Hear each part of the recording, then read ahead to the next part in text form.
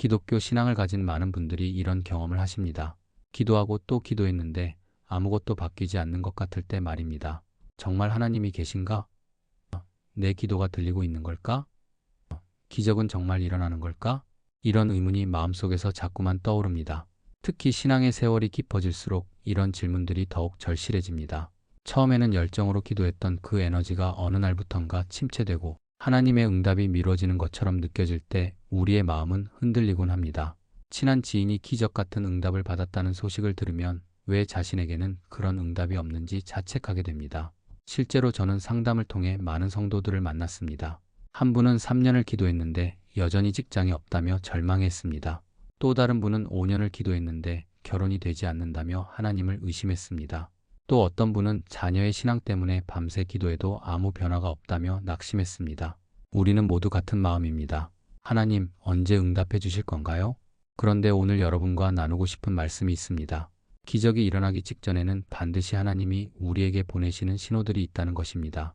그 신호들을 놓치지 못해서 기적이 우리 코앞까지 왔는데도 받지 못하는 경우가 얼마나 많습니까? 저는 많은 성도들을 만나면서 이런 것을 깨달았습니다. 기적을 받지 못하는 사람들의 특징은 단 하나입니다. 바로 그 전조를 감지하지 못했다는 것이었습니다. 마치 SMS가 왔는데 알림음을 꺼놓아서 받지 못하는 것처럼 하나님의 신호는 이미 와 있는데 우리가 그것을 놓친 것입니다. 더 슬픈 것은 그 신호를 놓친 후에야 그게 하나님의 음성이었구나라고 깨닫는 경우입니다. 오늘 우리가 함께 살펴볼 것은 바로 이 신호들입니다. 기적이 일어나기 전에 하나님이 우리에게 보내시는 8가지 전조를 알아보고 그것을 인식할 때 어떻게 우리의 신앙과 삶이 변할 수 있는지 말씀드리겠습니다. 이 메시지를 듣고 나가실 때 혹시 현재 당신이 겪고 있는 그 상황이 사실은 기적의 전조일 수도 있다는 생각을 갖게 되기를 바랍니다. 먼저 성경에서 가장 대표적인 기적의 이야기를 살펴봅시다. 요한복음 11장에서 예수님이 죽은 나사로를 살리시는 장면입니다. 그 이전에 예수님은 마리아와 마리아에게 이렇게 말씀하셨습니다. 이 병은 죽을 병이 아니라 하나님의 영광을 위한 것이니라고 하셨죠. 이 말씀 속에 오늘의 해답이 담겨 있습니다. 하나님이 기적을 일으키실 때 그 전에는 반드시 영혼과 마음의 준비 과정이 있다는 것입니다. 나사로가 죽기까지의 과정 속에서 주변 사람들의 신앙은 흔들렸고 마리아는 울었고 마리아는 의심했습니다. 예수님도 무덤 앞에서 눈물을 흘리셨습니다. 그 모든 감정과 경험이 사실은 기적을 맞이하기 위한 준비였던 것입니다. 또한 로마서 8장 28절에서 바울은 이렇게 기록합니다. 우리가 알거니와 하나님을 사랑하는 자들, 곧 그 뜻대로 부르심을 입은 자들에게는 모든 것이 협력하여 선을 이루나니라고 했습니다. 여기서 모든 것이라는 표현을 깊이 생각해 보세요. 모든 것이 협력한다는 것은 무엇일까요? 그것은 바로 기적이 일어나기 전에 모든 상황, 모든 감정, 모든 경험이 하나님의 손에 의해 섬세하게 배치되고 있다는 뜻입니다. 심지어 우리가 부정적이라고 생각하는 상황까지도 궁극적으로는 선을 이루기 위해 협력하고 있다는 뜻입니다. 그리고 마태복음 24장 37절에서 예수님은 이렇게 말씀하셨습니다. 노아의 때와 같이 인자의 임함도 그러하리라. 이것이 무엇을 의미하는가 하면 하나님의 개입이 있을 때는 항상 선행되는 신호들이 있다는 뜻입니다. 노아 시대에도 홍수 전에 노아가 방주를 짓는 과정이 있었고 그것이 사람들에게 회개의 신호가 되었던 것입니다. 기적이 일어나기 전에 하나님은 우리를 준비시키십니다. 그것은 갑작스러운 변화가 아니라 아주 오묘하고도 정교한 과정입니다. 마치 악기를 연주하기 전에 조율하는 것처럼 하나님은 우리의 영혼과 마음을 기적을 받기에 합당한 상태로 만들어 가십니다. 우리가 놓치기 쉬운 부분이 있습니다. 기적이라는 것은 단순히 상황의 변화만을 의미하지 않습니다. 기적은 우리의 신앙을 더 깊게 만들고 우리의 삶의 방향을 올바르게 인도하고 궁극적으로 하나님을 더 깊이 신뢰하게 만드는 과정입니다. 따라서 기적은 하나님과의 관계를 회복하고 강화하는 사건인 것이죠. 신학적으로 말하자면 이것을 구속의 역사라고 부릅니다. 하나님은 구약에서 아브라함을 부르시기 전에 그의 신앙을 테스트하셨습니다. 하나님은 출애굽의 기적을 행하시기 전에 모세를 40년간 광야에서 준비시키셨습니다. 신약에서도 예수님은 부활의 기적을 행하시기 전에 제자들이 자신을 부인하고 도망가도록 내버려 두셨습니다. 왜일까요? 그 경험들이 그들의 신앙을 더욱 견고하게 하기 위함이었습니다. 생각해 보세요. 만약 우리가 아직 준비되지 않은 상태에서 기적을 받는다면 어떻게 될까요? 많은 로또 당첨자들이 결국 불행해지는 이유가 바로 이것입니다. 그들은 갑자기 얻은 부를 감당할 만한 영혼의 준비가 되어 있지 않았던 것입니다. 또한 성경에 나오는 많은 사람들이 기적을 받은 후에 오히려 더 큰 시련을 겪은 이유도 있습니다. 그들이 기적을 영화로운 것으로만 여겼지 그 기적이 주는 책임과 소명을 깨닫지 못했기 때문입니다. 따라서 우리가 지금 겪고 있는 모든 상황, 기도의 응답이 지연되는 것처럼 느껴지는 모든 순간, 그것들이 사실은 기적을 향한 가는 길이라는 원리를 이해하는 것이 중요합니다. 기적의 전조를 읽을 수 있는 영적 감각을 개발하는 것이 바로 신앙 성숙의 과정이기도 합니다. 이것을 깨달을 때 우리는 현재의 어려움을 다르게 볼 수 있게 됩니다. 단순한 고통이 아니라 영혼의 단련이라고 볼 수 있게 되는 것입니다. 한 분의 간증을 나누고 싶습니다. 30대 초반의 사업가 김 권사님의 이야기입니다. 그분은 사업이 어렵던 시기에 매일 새벽 기도를 드렸습니다. 3년 동안이었습니다. 처음 1년은 기도하면서 주문이 들어오기를 기다렸지만 아무것도 변하지 않았습니다. 회사 직원들도 힘들어했고 본인도 몇 번이나 포기하고 싶었다고 했습니다. 그 시간들은 정말 견디기 힘들었습니다. 아침마다 회사에 나가는 것이 두려웠고 직원들의 눈을 마주치기 힘들었다고 말했습니다. 월급을 줄 수 없는 상황도 겪었습니다. 직원들의 가족을 생각하면 밤새 잠을 이루지 못했다고 했습니다. 그래서 더욱 절실한 마음으로 기도했습니다. 하나님, 제발 이 상황을 바꿔주세요. 저는 이미 최선을 다했습니다. 더 이상 어떻게 해야 할지 모르겠습니다. 그런데 2년차 들어서면서 이상한 일들이 생기기 시작했습니다. 새벽 기도 시간에 홀로 기도할 때 마음에 이런 생각들이 자꾸 떠올랐습니다. 내가 지금 고객과의 관계에서 무언가 잘못하고 있지 않을까? 내가 제공하는 서비스의 질이 정말 좋은가? 혹시 내가 고객을 진심으로 대하고 있지 않은 건 아닐까? 내가 이익만 생각하고 있지는 않을까? 처음엔 그 생각들이 자책처럼 느껴졌다고 합니다. 마치 하나님이 자신을 책망하시는 것 같았습니다. 심지어 그 권사님은 혹시 내 사업이 하나님의 뜻이 아닌 건 아닐까? 라고 의심하기까지 했습니다. 하지만 시간이 지나면서 그것이 단순한 죄책감이 아니라 하나님의 음성이라는 것을 깨달았습니다. 그 생각들이 반복되다가 결국 사업 모델 자체를 완전히 바꾸는 결정을 내렸습니다. 제품 품질을 높였고 고객 서비스를 개선했고 무엇보다 고객을 대하는 태도를 바꿨습니다. 이익을 먼저 생각하는 대신 고객의 만족을 먼저 생각했습니다. 직원들도 격려하기 시작했고 직원들의 아이디어를 진지하게 들었습니다. 그렇게 6개월이 지났을 때 갑자기 큰 계약이 들어왔습니다. 그 계약으로 인해 회사는 새로운 국면을 맞이하게 되었습니다. 불과 1년 안에 사업이 안정화되었고 3년이 지난 지금은 업계에서 가장 신뢰받는 기업이 되어 있습니다. 나중에 그 권사님은 이렇게 말씀하셨습니다. 기도 응답이 오지 않는 것 같던 그 3년이 사실은 나를 준비시키는 과정이었어요. 만약 1년 만에 성공했다면 나는 그 성공을 감당할 수 없었을 거예요. 돈과 명예에만 취해 직원들을 착취했을 거고 고객을 속였을 거예요. 하나님은 기적을 주시기 전에 먼저 나의 마음과 태도를 바꾸셨던 거죠. 그 과정 속에서 내가 고객에게 더 진심을 다하게 되었고 직원들을 더 존중하게 되었고 무엇보다 하나님을 더 깊이 신뢰하게 되었습니다. 지금 이 성공이 진짜 축복인 이유는 그것이 겸손한 마음으로 받아졌기 때문입니다. 이 이야기가 우리에게 주는 교훈은 무엇일까요? 그것은 기적의 전조란 것이 항상 긍정적으로 보이는 신호만을 의미하지는 않다는 것입니다. 때로는 회의와 성찰을 통해 나타나기도 합니다. 때로는 자책과 회개를 통해 나타나기도 합니다. 그런 과정들이 모두 기적의 전조인 것입니다. 성경에서 요셉의 이야기를 보면 이를 명확하게 볼 수 있습니다. 요셉은 형들에게 팔려 애굽으로 가서 노예 생활을 합니다. 감옥에도 갇힙니다. 얼마나 절망적이었을까요? 그의 형들은 그를 죽이고 싶었고 그의 형들은 그를 종으로 팔았습니다. 그렇다면 요셉의 기도는 어땠을까요? 분명히 고통스러웠을 것입니다. 창세기 37장에서 요셉은 형들에게 팔릴 때 자신의 꿈을 자랑스럽게 얘기했던 소년이었습니다. 그는 깨끗한 마음으로 아버지를 사랑했고 형들을 존경했습니다. 하지만 그들은 그의 꿈을 조롱했고 그를 종으로 팔아넘겼습니다. 그 과정 속에서 요셉은 무엇을 얻었을까요? 겸손함을 배웠습니다. 노예 생활을 통해 그는 인간의 최저 상태가 무엇인지 알게 되었습니다. 하나님만을 의존하는 법을 배웠습니다. 아버지도 없고 형들도 없고 아무도 자신을 도와줄 사람이 없을 때 그는 오직 하나님만을 향해 울부짖어야 했습니다. 애굽 말과 문화를 배웠습니다. 이것은 나중에 그가 애굽의 총리가 되었을 때 얼마나 중요한 자산이 되었을까요? 사람을 판단하는 지혜를 얻었습니다. 노예로 일하면서 여러 형태의 인간관계를 겪었고 사람의 마음을 읽는 법을 배웠습니다. 또한 감옥에 있으면서 감옥지기의 신뢰를 얻었고 죄수들의 꿈을 해석하면서 영적 깊이를 얻었습니다. 그 모든 것이 기적의 전조였습니다. 왜냐하면 요셉은 결국 애굽의 총리가 되어 7년의 기근 중에 이스라엘 민족과 자신의 가족을 구하게 되기 때문입니다. 창세기 45장에서 요셉은 형들을 만났을 때 그들이 자신을 팔아넘겼던 일을 용서했습니다. 그리고 이렇게 말합니다. 당신들이 나를 이리로 팔려고 한 것이 아니라 하나님이 나를 미리 보내시어 당신들을 구원하기 위함이었나이다. 생각해 보세요. 만약 요셉이 그 모든 고통의 과정을 겪지 않았다면 그가 총리가 되었을 때 그 위치를 감당할 수 있었을까요? 그가 노예로 일해본 경험이 없었다면 그가 백성들의 삶을 얼마나 잘 이해할 수 있었을까요? 그의 고통은 그의 리더십의 토대가 되었습니다. 다윗도 마찬가지입니다. 다윗은 왕이 되기 전에 광야에서 도망 다니며 쫓기는 신세가 됩니다. 사울 왕에게 목숨이 위태로웠고 여러 번 죽을 뻔했습니다. 그 광야의 경험들이 얼마나 힘들었을지 우리는 시편의 많은 구절들을 통해 알 수 있습니다. 시편 23편에서 여호와는 나의 목자시니 내가 부족함이 없으리로다. 그가 나를 초록한 풀밭에 누이시며라고 고백하기까지 다윗은 광야 속에서 얼마나 많은 밤을 떨며 보냈을까요?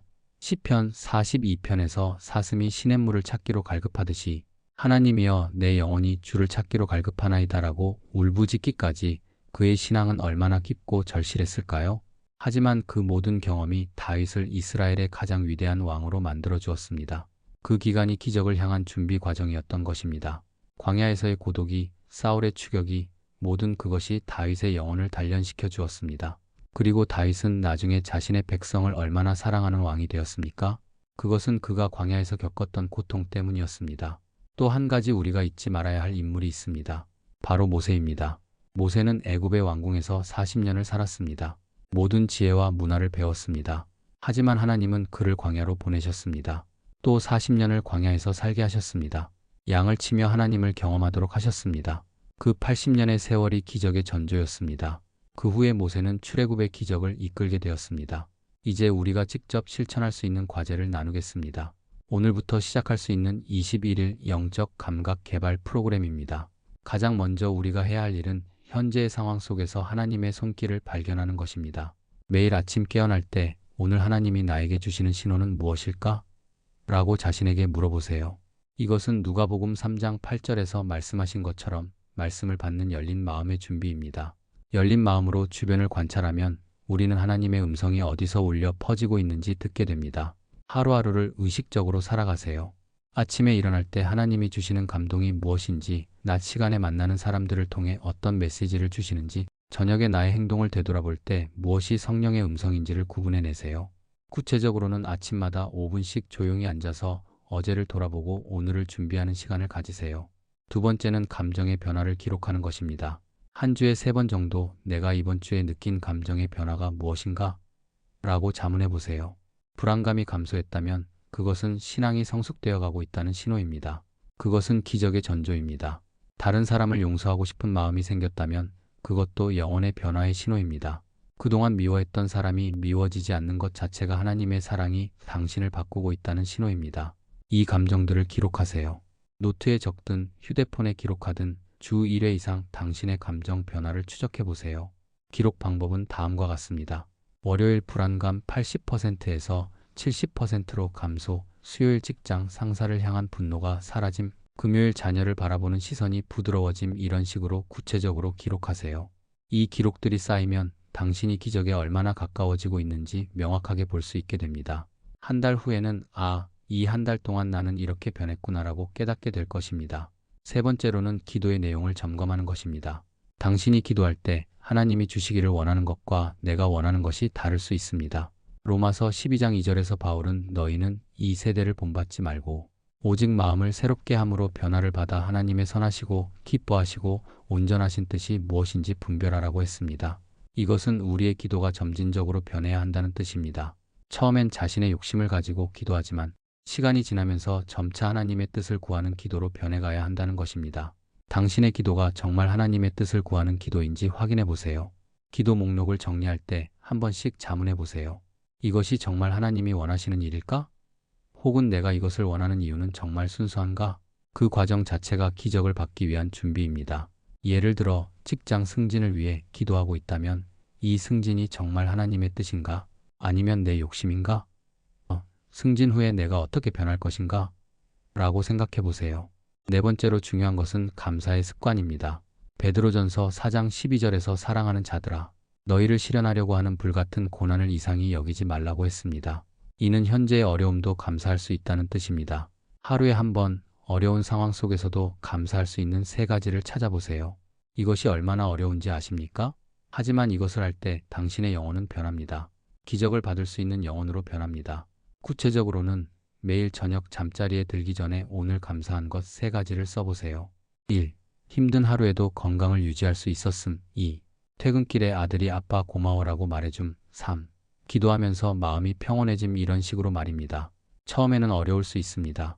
하지만 21일이 지나면 당신의 시각이 완전히 바뀌어 있을 것입니다.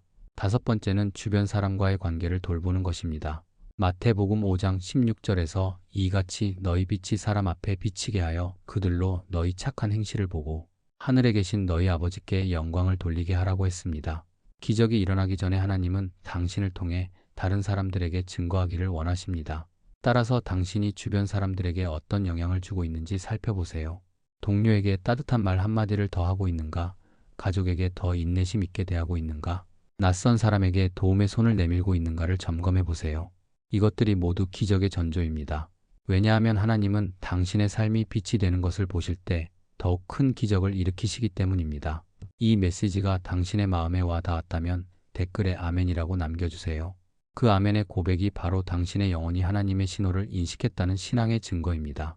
많은 성도가 아멘으로 응답할 때 그 공동체는 기도의 힘이 배가 됩니다. 당신의 아멘이 옆 사람의 신앙을 격려할 수 있습니다. 그리고 만약 이 21일 영적 감각 개발 챌린지에 참여하시겠다면 댓글에 21일 도전합니다라고 남겨주세요. 당신이 이 도전을 시작한다는 고백 자체가 하나님 앞에서의 결단이 됩니다. 여러분의 이 참여가 단순히 개인의 신앙, 성장을 넘어 시청하시는 다른 분들에게도 복음의 소망과 기쁨을 전하는 일이 됩니다. 한 사람의 고백이 또 다른 사람의 도전이 될 수 있습니다. 혹시 당신의 댓글을 보고 용기를 내는 분이 있을 것입니다. 또한 이 영상이 마음에 드셨다면 좋아요와 구독을 부탁드립니다. 그것은 우리 채널을 통해 더 많은 분들이 하나님의 음성을 듣고 기적을 체험하는 은혜의 시간을 갖게 된다는 뜻입니다. 여러분의 한 번의 클릭이 누군가에게는 인생을 바꾸는 설교가 될 수 있습니다. 당신이 받은 축복을 나누는 것, 그것이 바로 기독교 공동체의 아름다움입니다. 오늘 우리가 함께 나눈 말씀을 마무리하겠습니다. 기적이 일어나기 전에는 반드시 하나님의 전조가 있습니다. 그 전조는 경험, 감정, 생각, 만남, 모든 것으로 나타납니다. 때로는 고통으로 나타나고, 때로는 은혜로 나타나고, 때로는 침묵으로 나타납니다. 하지만 그 모든 것들이 의미가 있습니다. 하나님의 섬세한 손길이 거기에 담겨 있습니다. 우리가 지금 겪고 있는 기도의 침묵, 응답의 지연, 상황의 무거움, 이 모든 것이 사실은 하나님의 오묘한 준비 과정입니다. 요셉이 그랬고, 다윗이 그랬고, 모세가 그랬고, 사도 바울이 그랬습니다.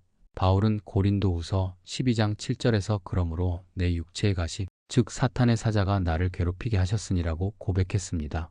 그 고통 속에서도 그는 하나님의 은혜가 충분하다는 것을 배웠습니다.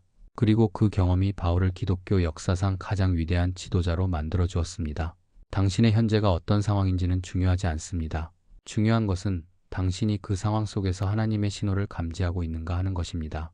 당신이 겪고 있는 이 시간이 바로 기적을 향한 가는 길입니다. 혹시 지금 당신은 실직 상태에 있습니까? 그것은 당신을 더 간절하게 만드는 신호입니다. 혹시 당신은 가정이 깨져 있습니까? 그것은 당신의 영혼을 더욱 단련시키는 신호입니다. 혹시 당신은 건강이 좋지 않습니까? 그것은 당신이 진정 중요한 것이 무엇인지 깨닫게 하는 신호입니다. 깨어 있으세요. 하나님의 신호를 놓치지 마세요. 매 순간 당신의 영혼이 어떻게 변하고 있는지 살펴보세요. 그것이 기적의 전조입니다. 당신의 삶이 주도적으로 바뀌지 않는 것처럼 보이는 순간일수록 하나님은 당신을 더욱 세심하게 다루고 계십니다. 광야 같은 이 시간도 당신을 위한 하나님의 사랑의 표현입니다. 기적은 멀지 않습니다. 당신이 이 메시지를 받은 것 자체가 이미 기적의 시작입니다. 오늘이 그날이 될 수도 있습니다.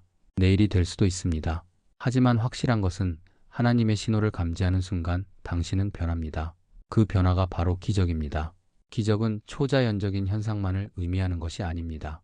당신이 하나님을 더 깊이 신뢰하는 것, 당신의 영혼이 더 깊어지는 것, 당신이 다른 사람을 더 사랑하게 되는 것, 이 모든 것이 기적입니다. 이제 당신은 알았습니다. 당신은 혼자가 아닙니다. 하나님이 항상 당신과 함께하고 계십니다. 당신의 매 순간을 섬세하게 다루고 계십니다. 당신의 영혼을 단련시키고 계십니다. 기적을 준비하고 계십니다. 오늘부터 시작하세요. 매일 아침 깨어날 때 오늘 하나님이 나에게 주시는 신호는 무엇일까? 라고 물어보세요. 감정의 변화를 기록하세요. 기도의 내용을 점검하세요.